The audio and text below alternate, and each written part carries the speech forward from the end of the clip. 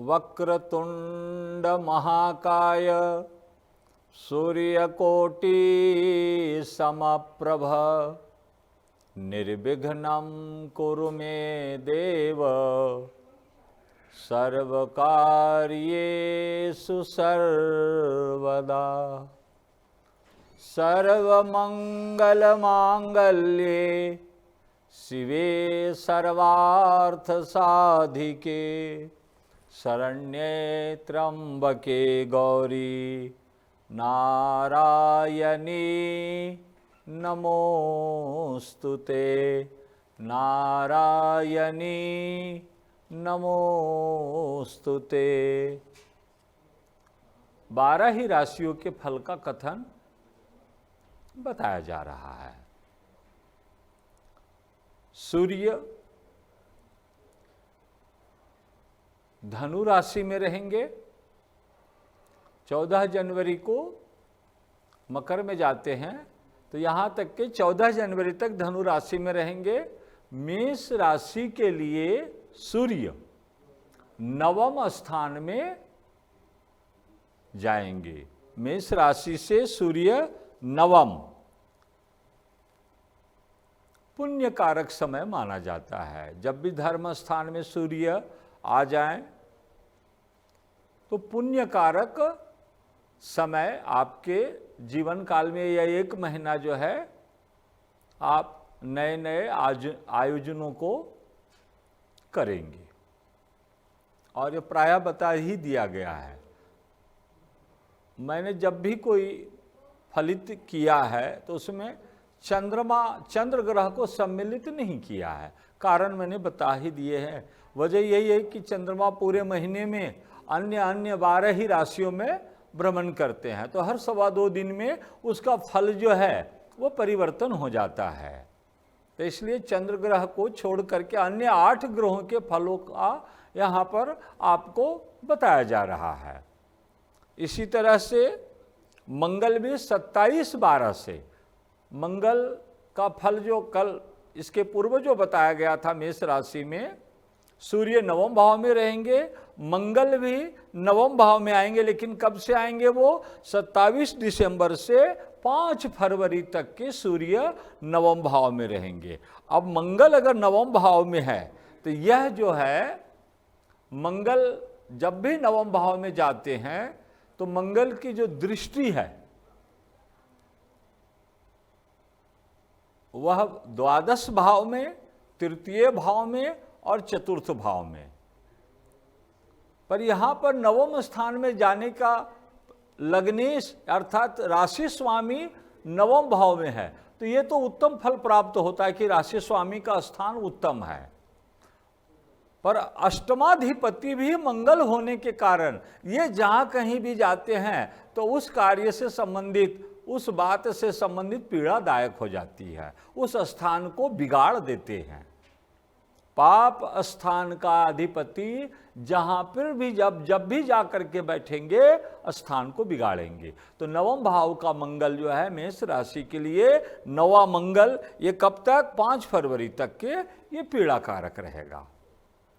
इसी तरह से बुध 26 नवंबर से 28 दिसंबर तक ये वृश्चिक में ही है, अष्टम भाव में ही है। तो मैं तो कहीं इसके पूर्व ही वर्णित कर चुका हूं कि वृश्चिक राशि का सूर्य अष्टम भाव में जो है कहा है सूर्य, कहीं ये बुध ग्रह अष्टम भाव में जब भी जाएंगे तो ये अचानक लाभकारी योग बनाएंगे। पर यह भी ध्यान रहे, ये कब तक रहेंगे?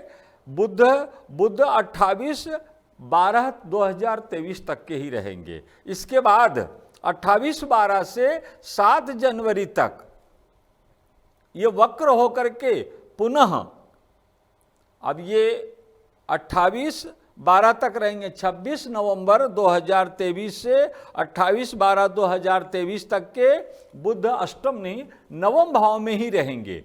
और 28/12/23 को वक्र गति से होकर के अष्टम में आ जाएंगे।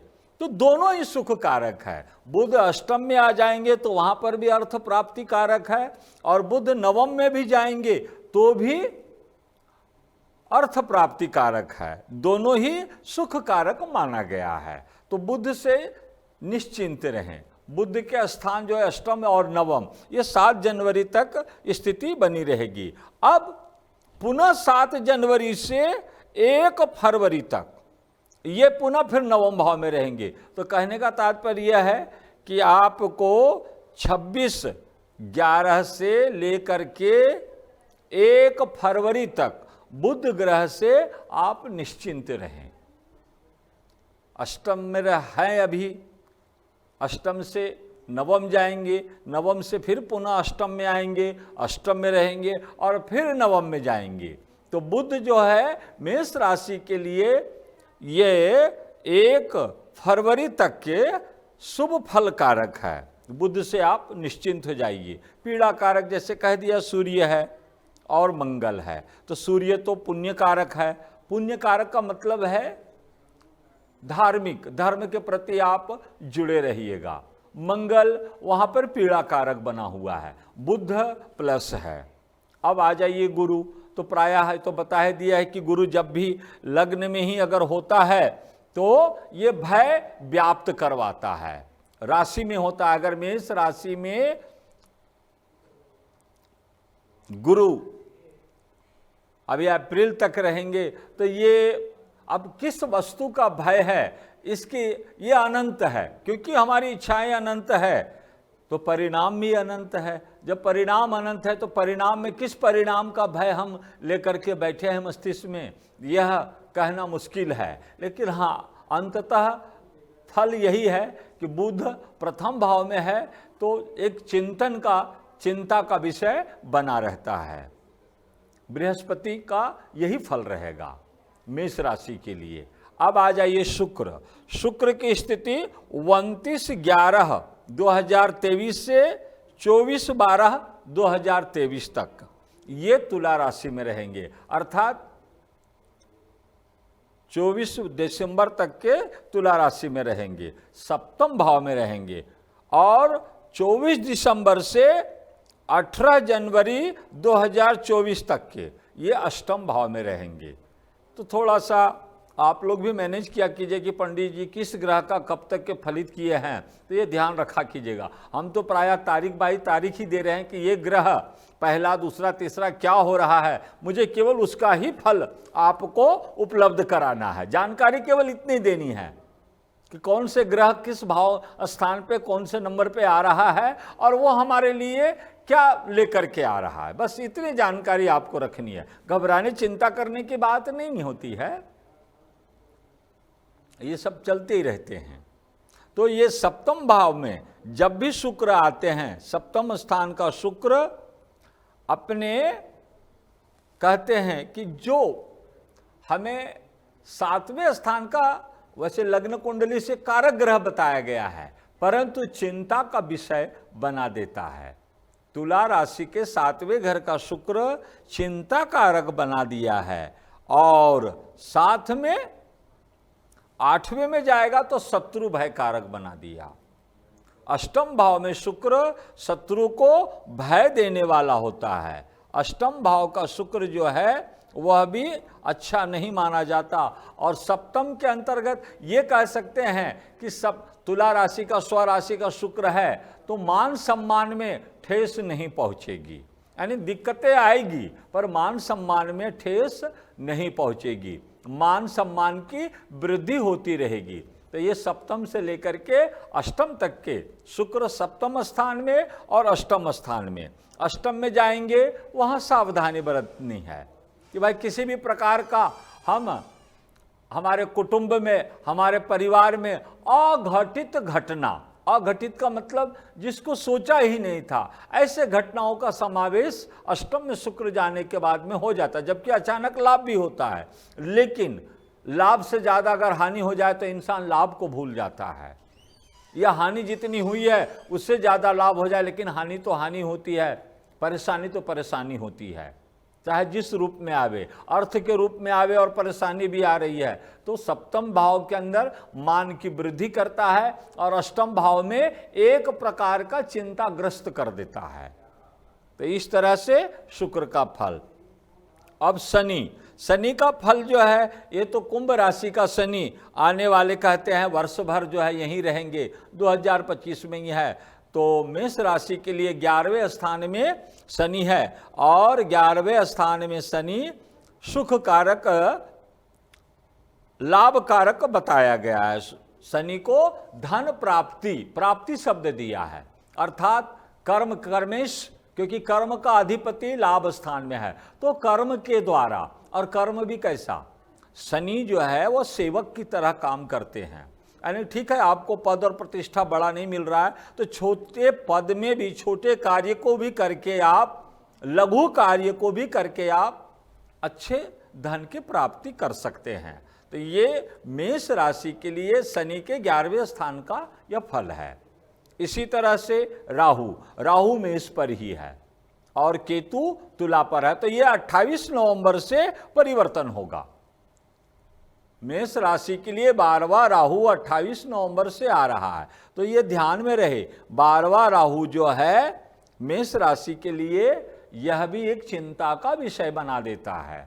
12वें स्थान में खर्च स्थान है, व्यर्थ का व्यय हो जाना, तो इसके लिए सावधान हो जाए। और षष्ठम भाव में ये 18 नवंबर के बाद में होगा, तो राहु माइनस में रहेगा बैठा हुआ, हो सकता है निद्रा भंग हो जाए, हम सुख की नींद न ले पाएं, ये जहाँ तक जाना है वहाँ तक ना पहुँच पाएं, अर्थात जो कार्य करना है, क्योंकि 12वां स्थान जो माना जाता है ना, ये सुख का भाग्य स्थान है, और वहाँ कोई पाप ग्रह बैठ जाए तो सुख का भाग्य अर्थात क्या है, खर्च, अर्थात जो हम इन्वेस्टमेंट जो कर रहे हैं, जो खर्च कर रहे हैं, वो रिटर्न ना भी मिल सकता है। परंतु ये सब एक तरफ, और केतु महाराज की कृपा आप पर बनी रहेगी। 6वें स्थान में जो केतु है यह धन की प्राप्ति करवाता है।